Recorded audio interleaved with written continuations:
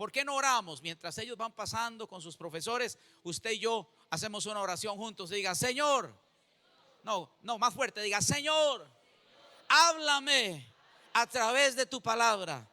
Toda tu palabra tiene poder para sanar, para liberar, para bendecirme. Tu palabra declara que yo soy tu hijo. Por lo tanto, quiero caminar en el poder de tu palabra. Amén, amén. Bueno, mire, le he titulado a este mensaje: ¿para qué un altar? ¿Por qué Dios ocupa un altar? ¿Por qué a Dios se le habrá ocurrido en su mente infinita levantar un altar para que nosotros podamos acudir a Él? En el Salmo 84, aquí cantamos una canción hermosa del pastor Danilo Montera, todos se la saben. Y hay una de las partes del Salmo 84 que no se lo pasé a producciones porque quiero improvisar un poco con lo que Dios me habló mientras adoraba. Dice: qué hermoso es tu templo. ¿Cómo debe ser la forma en que usted ve la iglesia? Hermosa. David dice: qué hermosa es tu casa, qué hermoso es tu templo, Señor Todopoderoso. Deseo con ansia y emoción estar en los patios, o sea, ya en el parqueo de tu templo, Señor. Mi corazón canta de alegría al Dios vivo, canta todo mi cuerpo. Toda esta algarabía, toda esta emoción, todos estos sentimientos que David está expresando es por la casa de Dios. Y dice: Señor Todopoderoso, Dios mío y Rey, hasta los pájaros han encontrado un hogar en tu templo.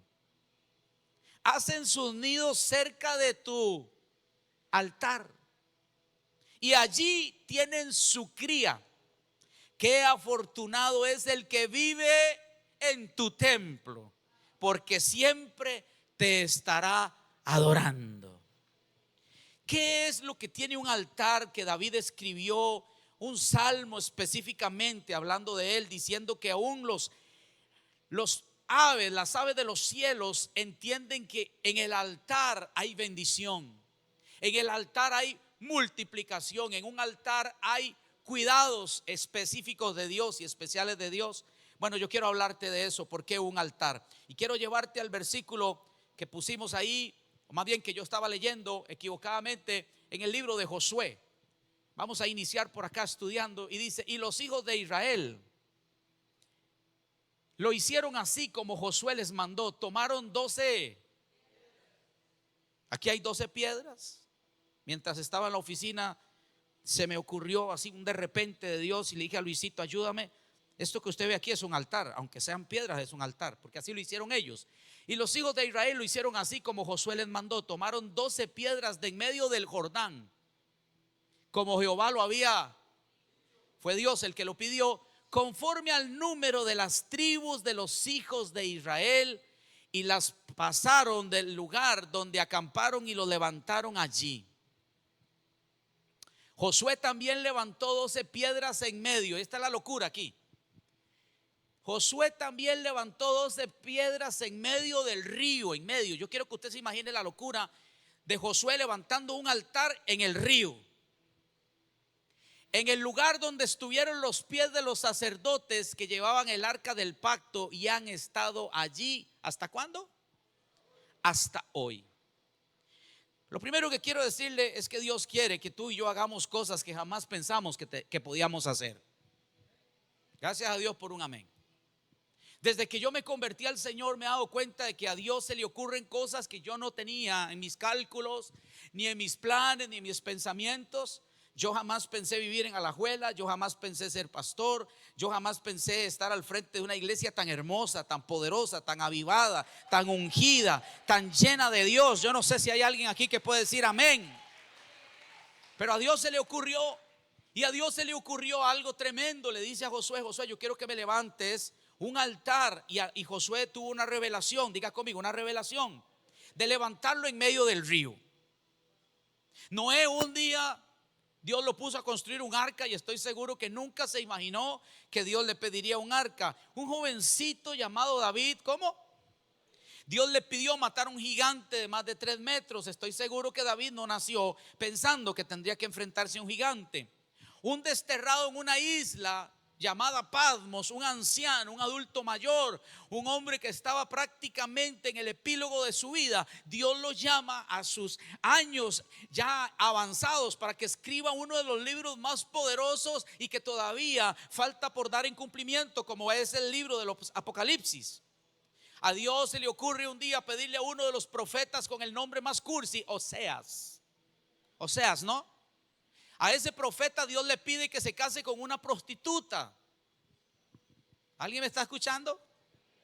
Un hombre con una vestimenta extraña, y digo extraña porque la Biblia lo declaraba que se vestía con piel de camello. Seguro no era muy usual la vestimenta de Juan, pero Dios lo escogió para romper 400 años de silencio que el pueblo de Israel había vivido y anunciar el camino de la venida de Jesús. ¿Alguien está conmigo? Ahora, que tú tomes piedras y que levantes un altar en un lugar no imaginado es extraño. Para nosotros es extraño, pero Dios siempre tiene un propósito. Escuche bien, Moisés había muerto y el libro de Josué empieza diciéndonos que Moisés había muerto y Josué estaba muy dolido, estaba llorando, estaba compungido, estaba tocado en sus emociones porque había perdido a su líder, a su pastor, a su mentor. Había perdido a aquel hombre que le había enseñado acerca de la presencia, a subir a la montaña, a esperar los tiempos de Dios. Se había muerto. ¿Y quién era este Moisés? Moisés era aquel niño, escúcheme bien, que de 3 meses, ¿cuántos? Entró al palacio del rey. Me gustó lo que escuché de un predicador que dijo que Moisés nunca venció al faraón cuando estaba grande. Moisés venció al faraón desde que estaba pequeño. Porque desde que tenía 3 meses se metió en el palacio y aprendió sus lenguas, aprendió su comida, aprendió sus hábitos, aprendió sus leyes. Porque cuando la gente piensa que tú no puedes, es cuando puedes hacer cosas más grandes en el reino de Dios.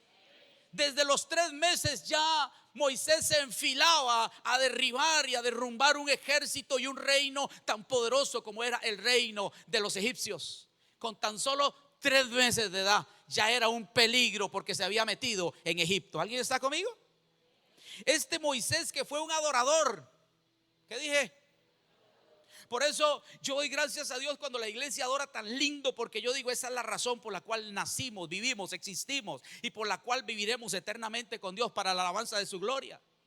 Este Moisés no era un libertador únicamente. Si usted ha aprendido a ver a Moisés como un libertador, se equivocó, y le voy a cambiar un poquito la perspectiva. Este hombre era un adorador. ¿Por qué, pastor? Dices que Moisés fue un adorador. Porque el canto de Moisés todavía sigue siendo un canto que se canta en el cielo. El canto que Moisés escribió, el canto que Moisés cantó, el canto que Moisés profetizó muchos años atrás, antes de que Cristo viniera, antes de que el Apocalipsis fuera escrito, es un canto que hoy todavía el cielo lo usa para adorar al Rey de Reyes y Señor de Señores. Mire lo que dice la escritura, porque usted dice, pastor, ¿de qué estás hablando? Mire lo que dice el libro de Apocalipsis, el último libro de la Biblia. ¿Cantaban la canción de quién?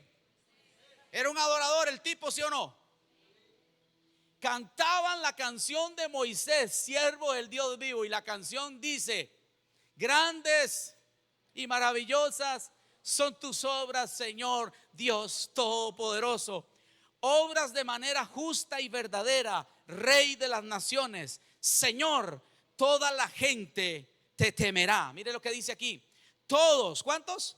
Alabarán tu nombre, pues solo tú eres santo. Todas las naciones vendrán. Mire la revelación de un canto profético como el de Moisés. Todas las naciones vendrán ante ti a adorarte, porque es claro que tus juicios son justos. Después de esto, yo lo subrayé ahí, no sé si producciones lo miró, pero yo esto lo subrayé y dice: después de esto. ¿Después de qué? Después de que adoró.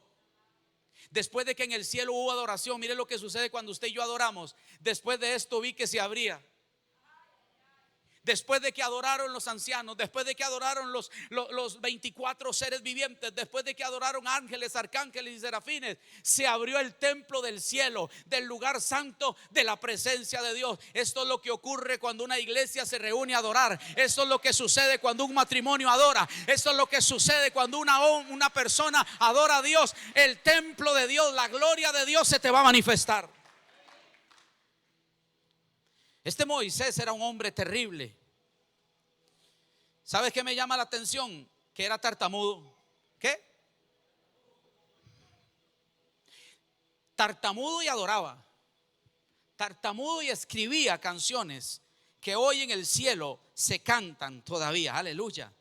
Este hombre, escúcheme bien, que con esa canción transformó el cielo. Este hombre llamado Moisés, ¿cómo se llamaba? ¿Cómo se llamaba? Con un palo, un palito de almendro, lo convirtió en el arma más poderosa que el mundo de aquel entonces había conocido. Porque cuando usted es un hombre ungido, cuando usted es una mujer ungida, usted es una amenaza para este mundo y para el gobierno de Satanás. Yo no sé si usted me está escuchando. Yo no sé si hay alguien aquí que entiende lo que Dios quiere hablarte. Tú no eres cualquier cosa. Tú eres un hombre y una mujer con propósito. Tú eres un hombre y una mujer con destino. Yo no sé si hay alguien aquí que me está escuchando. Con un palito hizo temblar a todo Egipto. Es que el problema no es el palito, es quién está con usted detrás del palito. ¿Alguien está conmigo? Este Moisés que un día tomó una serpiente, ¿qué tomó? Y se convirtió en una vara. Y luego tiró la vara y se convirtió en una serpiente. ¿Qué quiere decir eso? Que un hombre tome una serpiente y se convierta en una vara de propósito. Eso quiere decir lo que usted y yo portamos. Usted puede agarrar algo que no tiene vida y le puede dar vida. Usted puede agarrar algo que era maldición y convertirlo en algo de bendición. No sé si usted me está escuchando. Cuando usted es un hombre que porta la presencia de Dios, cuando usted es una mujer que porta la presencia de Dios, usted toca al enfermo y el enfermo se sana. Porque la serpiente era símbolo de maldición, pero Moisés tomó la serpiente y la convirtió en una vara, que sería la vara que Dios utilizaría después para darle libertad a toda la nación. ¿Alguien está recibiendo algo de parte de Dios? Este hombre que desarrolló una relación con Dios tan íntima, como dije, que hablaba con Dios cara a cara. Eso dice la Biblia, hablaba con Dios ¿cómo? Cara a cara. Y luego de que hablaba con Dios, bajaba y se lo contaba todo a Josué. Y Josué fue aprendiendo de su líder. Lo primero que quiero que sepas es que viene un tiempo de Dios donde tú no vas a depender que nadie te diga lo que Dios dijo. No, voy a volverlo a decir. Viene un tiempo y una temporada donde tú no necesitas a un Moisés que te diga lo que Dios dijo. Dios no te va a mandar mensajeros, Dios va a hablar contigo también cara a cara. Yo no sé si hay alguien aquí que lo puede creer. Alguien que dice, yo estoy entrando en una temporada donde Dios hablará conmigo y me hablará frente a frente. Dios le hablaba a Josué por medio de Moisés, pero ¿se murió Moisés? ¿Hay algunos de los que están aquí que necesita que se les muera Moisés? ¿Qué es eso, pastor? Sí, necesitas aprender a depender de tu relación con Dios y no depender de otros. Escucho a Dios decirle a alguien aquí hoy, llegó tu hora. Unos 5, pero gloria a Dios por 5 que hay aquí. Voy a decirle a alguien que está aquí, Dios me dice que te diga, llegó tu hora. Llegó tu mes, llegó tu día. Dios quiere introducirnos en un tiempo nuevo. Qué lindo, amén, lo agarro. Dios quiere introducirnos en un tiempo nuevo donde vamos a vivir cosas que nunca habíamos vivido. ¿Por qué? Porque cuando Dios quiere traer un tiempo de cambio en la tierra, cuando Dios quiere traer un tiempo de establecer su gloria, Dios siempre levantaba a un profeta. Dios siempre levantaba a un hombre o una mujer. Pastor, ¿qué estás diciendo? Sí. Cuando la tierra se corrompió delante de la vida de Jehová, de los ojos de Dios, Dios tuvo que levantar a un hombre llamado Noé, porque toda la generación de Noé se corrompió, se casaban, se daban en casamiento. Dice la Biblia que hacían grandes orgías, hombres con hombres y mujeres con mujeres. Pero cuando la tierra se corrompió, Dios tuvo que llamar a un Noé. ¿Alguien está conmigo? Cuando se levantó aquella generación perdida llamada los Sodoma y los Gomorra, Dios tuvo que levantar a Abraham para traer libertad a su sobrino y a su familia. Cuando se cerraron los pozos que había abierto Isaac, Dios tuvo que levantar, que había abierto Jacob su padre, Dios tuvo que levantar a Isaac, abrir pozos, porque los pozos de Dios no pueden estar cerrados, tienen que estar completamente y de continuamente abiertos. Alguien diga amén. Cuando se levantó Esaú, Dios tenía que levantar a un Jacob. ¿Alguien está conmigo? Cuando se levantó el hambre en la tierra y azotaba a una generación para morirse de hambre, Dios tuvo que levantar a un hombre que se llamaba José.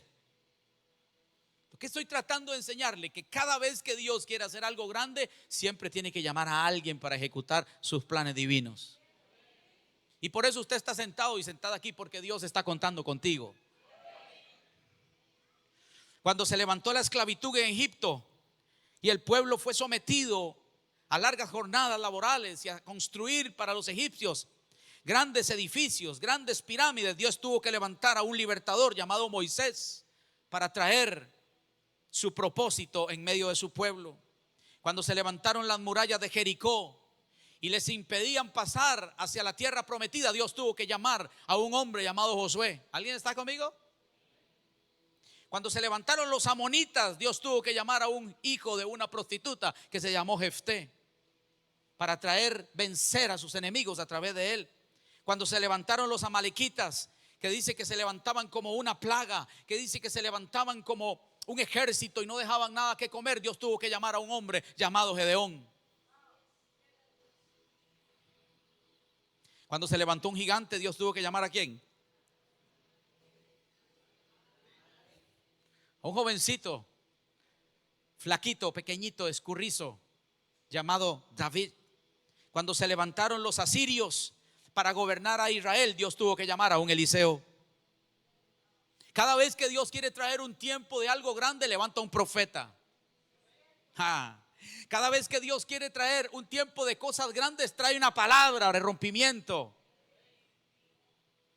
Cuando se levantó Jezabel, ¿sabes a quién levantó Dios? A un Elías. Cuando se levantó el imperio babilónico y estaban todos presos en Babilonia, Dios levantó a 3 muchachos, a 4, Daniel, Sadrach, Mesach y Abednego, para que conocieran que hay un Dios más poderoso que cualquier gobierno en la tierra. Diga conmigo, Dios siempre llama a alguien. Cuando se levantaron los romanos, cuando se levantó el pueblo romano, Dios levantó un Pablo, un Silas, a una Priscila, a un Aquiles, para traer gloria en medio de su generación. Cuando se levantó Satanás, Dios envió a Jesús. No, creo que usted no me escuchó. Cuando se levantó Satanás, Dios dijo: yo tengo mi caballero, yo tengo al príncipe de los escuadrones del Dios vivo, yo le voy a poner final al ejército y a los planes de Satanás, y envió a Jesús. Yo pensé que usted lo iba a celebrar con más gloria eso. Vamos, darle un aplauso porque ya vino Jesús. Satanás pensaba que gobernaría para siempre, pero vino Jesús y le quitó las llaves y se las dio a la iglesia. Alguien diga: nosotros las tenemos. Y lo puso debajo de la planta de sus pies. Su enemigo está vencido. Nos entregaron un enemigo vencido porque Cristo lo exhibió públicamente, lo humilló, lo avergonzó públicamente en el madero. Yo no sé si la iglesia entiende lo que estoy diciendo. Cuando se levantó el imperio de Satanás, vino Jesús a poner orden y a devolverle a la iglesia la posición de autoridad que la iglesia tiene. Alguien diga: gloria a Jesús. Toque al que está a la par suya y dígale: se acabó el tiempo de espera para usted. Toque a su esposo, a su esposa, a un amigo, una amiga, un vecino. Porque Dios te dice hoy: como estuve con Moisés, estaré contigo. Como que las de la derecha la tomaron. Voy a decirle a los de la izquierda, Dios te dice lo mismo que le dijo a Moisés: como estuve con Moisés, estaré contigo. Dios llama a Josué y le dice eso: como estuve con Moisés, estaré contigo. Yo no sé si usted se imagina lo que es meterse. Voy a escribir un libro que se llama Zapatos de Varón. Yo quiero que usted se imagine lo que es ponerse los zapatos de Moisés. Por un momento, los hombres que están aquí, imagínense lo que es haber tenido a Moisés de líder, ¿eh? Y luego que ya Moisés no esté y que Dios le diga: póngase los zapatos de Moisés, porque usted es el que sigue. No era nada sencillo. Por eso yo me imagino que lloraba tanto y lloraba tanto. Dice que pasó más de 50 días llorando la muerte de Moisés, hasta que Dios le dijo: ya deja llorar, hombre, que como estuve con Moisés, estaré contigo. Esfuérzate y sé valiente, no temas ni desmayes. Donde quiera que vayas, iré yo. Donde quiera que entres, entraré contigo. Dios es un Dios que nunca se queda en el pasado. Dios no se queda en el ayer. Dios es un Dios que avanza todos los días con mano poderosa sobre tu vida. Wow. Ahora, Josué pudo decir: Señor, mire, yo no estoy tan preparado como Moisés. Yo no estudié en Egipto, por ejemplo. Yo no hablo los idiomas que hablaba Moisés, Señor. No tengo las cualidades que tenía mi líder. Yo no puedo continuar con la tarea. Pero resulta que Dios siempre llama a quien Él quiere. Resulta que Dios no se mira, ni mira tus cualidades, ni tus habilidades, ni tus dones, ni tus talentos, ni tu experiencia. Dios mira tu corazón. Y Dios escoge a Josué. Porque muchos pensarán: es que Dios no me puede usar porque yo nací en una familia humilde. Algunos piensan que para ser un evangelista de naciones se necesita dinero. No, usted necesita entender que Dios te ama y que Dios te llamó. Muchos de los viajes que nosotros hemos hecho, mi esposa y yo, a lugares a predicar, no hemos ocupado dinero, hemos ocupado la fe. Hay algunos que pueden pensar que no tienen la suficiente experiencia, pero Dios te quiere usar. Alguien diga amén. ¿Sabes qué es lo que me gusta de Dios? Que Dios siempre utiliza al pequeño como utiliza al grande. Dios le estaba diciendo a Josué: mira, no te preocupes, como yo utilicé al grandote de Moisés, también te voy a utilizar a ti. Yo creo que algunos no lo entendieron. Dios le está diciendo: así como yo uso a tu pastor, así como yo uso a ese hombre que tú lo ves todos los domingos predicando en las redes sociales y que tiene millones de seguidores, así también te voy a usar a ti. Yo no sé si usted me está entendiendo. Dios usa al grande, Dios usa al pequeño, Dios usa al pequeño y Dios usa al grande. Alguien denle un aplauso a Dios en esta hora.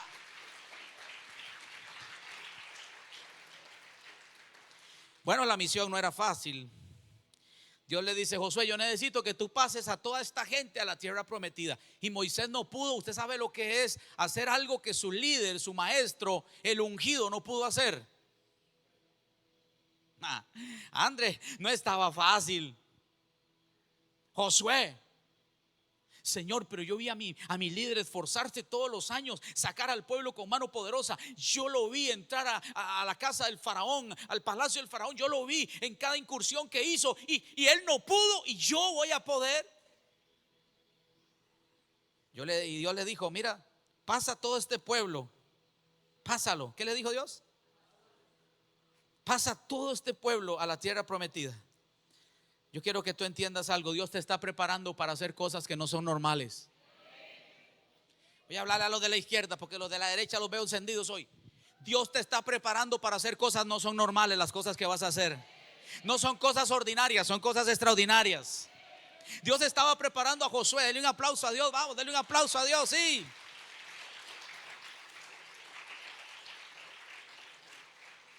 Dios anda buscando a los hombres que están esperando que un cuervo les traiga comida. Dios anda buscando a los hombres que ven 5 panes y 3 peces, ven lo que Dios puede hacer a través de eso tan pequeño, porque en Dios no hay nada pequeño, en Dios todo lo pequeño se puede multiplicar. Dios anda buscando hombres así. Estemos como yo, un poco zafados de la cabeza. Ser cristiano no es ser una persona como muy cuerda, que digamos. Sí, porque anda uno creyendo en cada cosa que dice: no, esto lo vamos a hacer sin dinero, y la gente dice: este loco, ¿de dónde salió? Pero Dios lo puede hacer. Alguien diga conmigo: Dios lo puede hacer. Dios le dijo a Moisés, haré maravillas mañana. Haré maravillas que nunca antes habían sido hechas. Y Moisés había visto el mar rojo partirse en dos. Y Moisés había visto un aguacero de maná caer. Y Moisés había visto una peña dar agua. Moisés había visto a los enemigos de Dios humillados y derrotados. Y Dios le dice: mañana, ¿cuándo? Voy a hacer maravillas que todavía no has visto, Moisés. Es que mis maravillas no se han acabado, Moisés. Lo que viste apenas fue el comienzo. Dios le está diciendo a alguien: prepárate, porque los mejores años de tu vida no fueron los que viviste, sino los que van a comenzar a partir de ahora. Las experiencias que Dios te va a dar, los países que vas a conocer, los dones que Dios va a darte. Yo no sé si hay alguien aquí que entiende que en Dios siempre hay más. Diga conmigo: en Dios siempre hay más. ¿Por qué poner 12 piedras?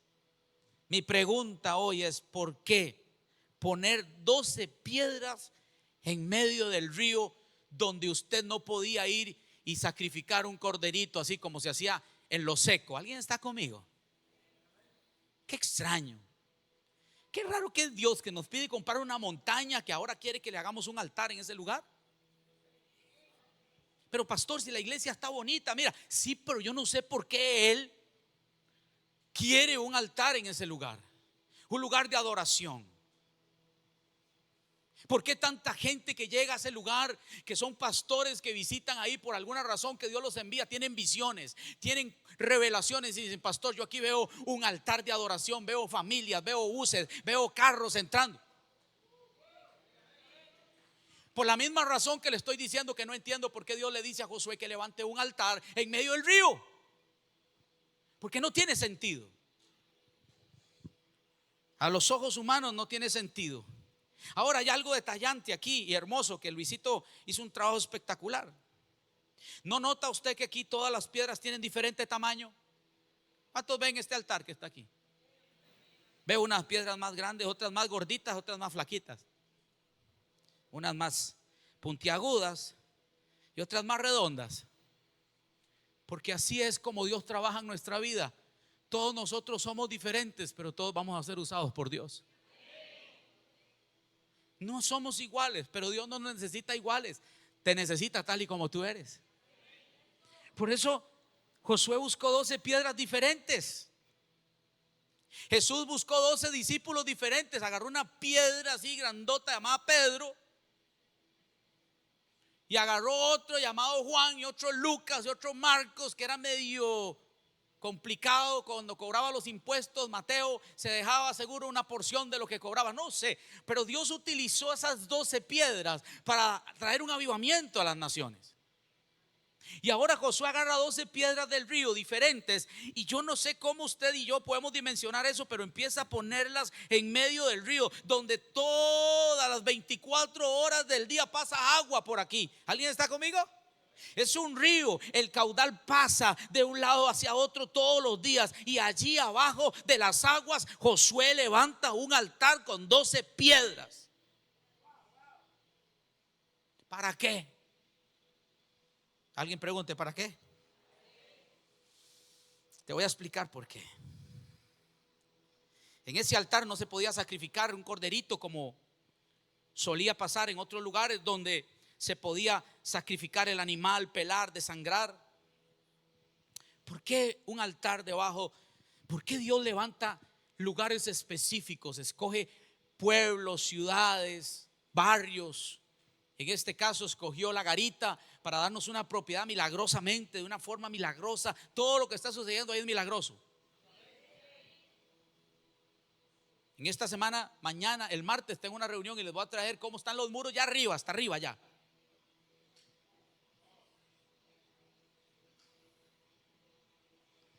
Y Dios sigue trabajando mientras nosotros estamos adorando.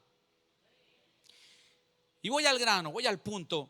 ¿Por qué un altar debajo del agua? ¿Por qué un altar en la parte profunda de ese río Jordán? Porque un día se iba a levantar un profeta llamado Elías. ¿Cómo?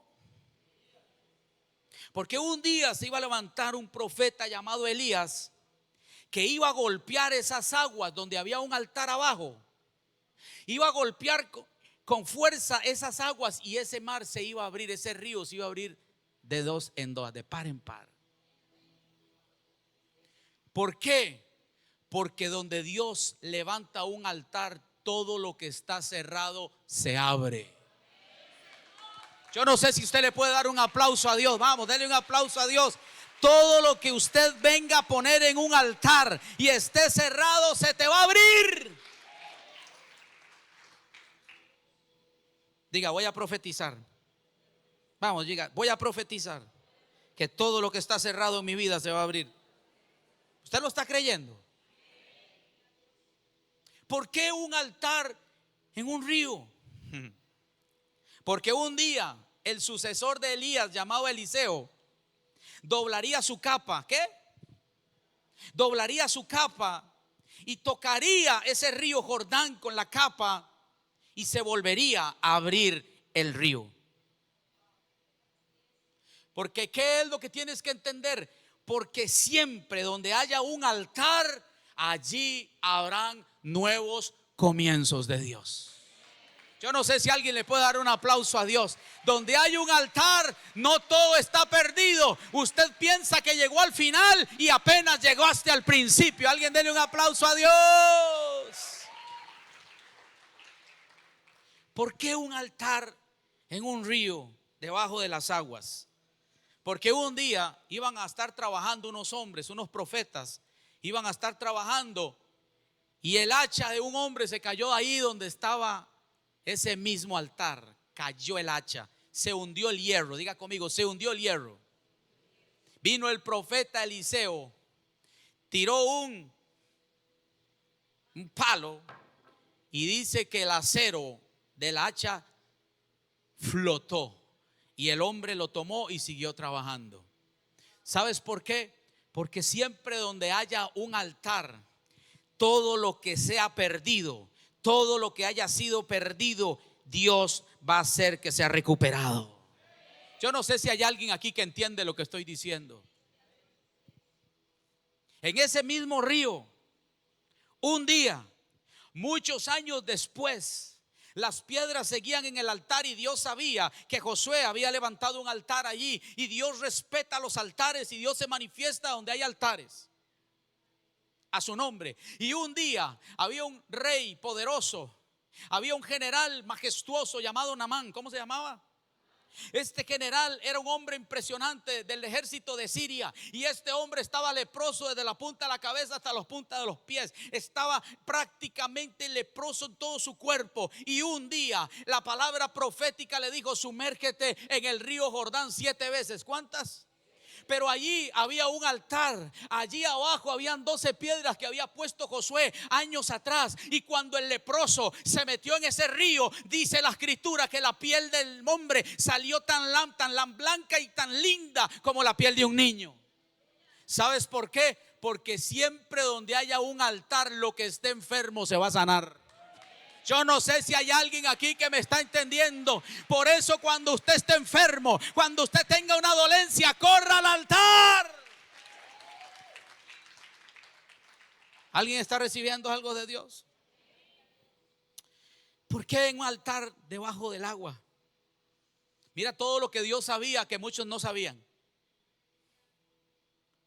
Dios estaba preparando un altar porque habría de pasar algo y muy poderoso, y usted tiene que recibir esto hoy. ¿Por qué un altar debajo del agua? Porque un día en ese mismo río Jordán descendería un hombre vestido de piel de camello, llamado Juan el Bautista. ¿Cómo? Y sería bautizado en ese río Jordán donde había un altar allá abajo. ¿Alguien está conmigo? ¿Por qué un día este hombre, escúcheme bien, iba a ser bautizado en ese lugar? Y días después de haber sido bautizado en ese río y bautizar a muchos, mientras Juan estaba ahí en el río Jordán, donde estaba ese altar de piedras abajo, vio a un hombre caminando hacia él y entendió que ese no era un hombre común y corriente, sino que ese era el Cordero de Dios que quita el pecado del mundo. Y dice la escritura que Jesús discutió con Juan. Y Juan no lo quería bautizar, pero al final entendió que tenía que cumplirse la escritura. ¿Alguien está conmigo? Y cuando dice la escritura que Juan bautizó a Jesús allí, en ese lugar donde había un altar, los cielos se abrieron.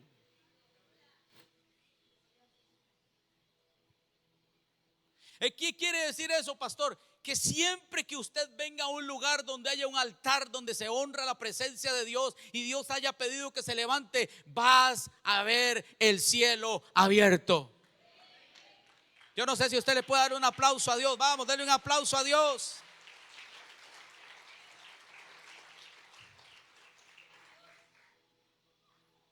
Pero allí donde Jesús fue bautizado, en ese río Jordán, había un altar. ¿Qué había? Yo no quiero que usted se le olvide este altar, por eso se lo levanté ahí con piedras para que nunca se le olvide. En ese mismo lugar, escuche bien, donde Jesús fue bautizado y habían piedras en forma de un altar que había hecho Josué miles de años atrás, y Jesús fue bautizado, se escuchó la voz del Padre. Se hace presente ahora, ya no solo está el Hijo, ya no solo está Jesús, ahora está presente el Padre. Y el Padre habla desde el cielo y dice: este es mi Hijo amado, en quien tengo complacencia. En ese mismo altar que estaba debajo del río Jordán, donde estaba siendo bautizado Jesús, y ahora está Jesús, está el Padre, el cielo se abrió y descendió en forma de paloma, el Espíritu Santo de Dios sobre Jesús. Y ahora ya no solo está Jesús, ahora está el Padre y ahora está el Hijo. ¿Sabes por qué? Porque Dios manifestó y nos dejó entender que siempre que haya un altar, allí estará el Hijo, allí estará el Padre y allí estará el Espíritu Santo de Dios. Yo no sé si alguien puede dar un aplauso a la presencia de Dios. Vamos, denle ese aplauso a Él. Cuando se levanta un altar, siempre estará el Dios Trino para manifestarse. ¿Por qué te traigo este mensaje? Porque hemos recibido ya convicciones de Dios de que tenemos que levantar un altar en la montaña. Y vamos a seguir avanzando en la fe hasta ver ese altar levantado. Porque en ese lugar veremos cosas que nunca habíamos visto. Alguien diga amén. Dios está inquietando a una generación a levantar un altar nuevo. Yo no sé si usted no entendió. Dios está invitando a una generación a levantar un altar de adoración nuevo. Y tú podrías ser parte de este proyecto. Toque al que está a la par suya, dígale: tú puedes ser parte de este proyecto. Y dígale: o tú podrías abandonarlo, tú podrías criticarlo. ¿Es lo normal que la gente critique lo que no entiende? Yo me imagino que al lado de Josué había más de un criticón. ¿Qué está haciendo Josué? Levantando un altar debajo del río Jordán. Se zafó de la cabeza este tipo. No vamos a poder entrar a adorar ahí. ¿Quién se va a postrar ahí en medio del agua? Se lo lleva el río a uno.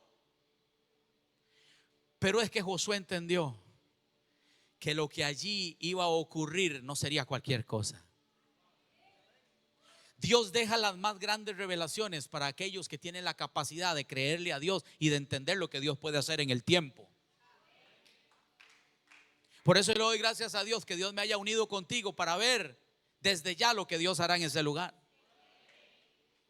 Ese es un lugar de transformación. Alguien diga conmigo: Dios está en esa montaña. Mira, y termino con esto para que te pongas de pie. Póngase de pie ya. Proverbios 19:21. Mira, el corazón humano genera muchos. Léalo conmigo, aquí nos vamos. El corazón humano genera muchos, pero al final prevalecen solo los que son aprobados por Dios. Están sucediendo cosas en la montaña tan impresionantes.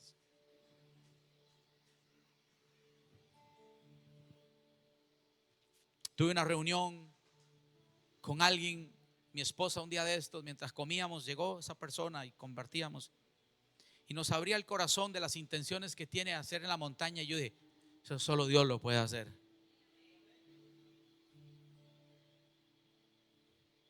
Que Dios vaya adelante habla de que Dios está aprobando cada paso que damos. Yo estoy impresionado, estoy muy tocado cada vez que voy a la montaña y veo esos cientos de ladrillos ya pegados, de ¿cómo se llama? De block pegados, de tierra, de materiales que están constantemente llegando, y la obra en avanzada, y yo digo, Dios está trabajando. Termino con esto. Acabamos de concluir el proyecto de los muros. Gracias a todos los que creyeron en los muros de la montaña. Gracias a los que dieron. Gracias a todos los que nos apoyaron.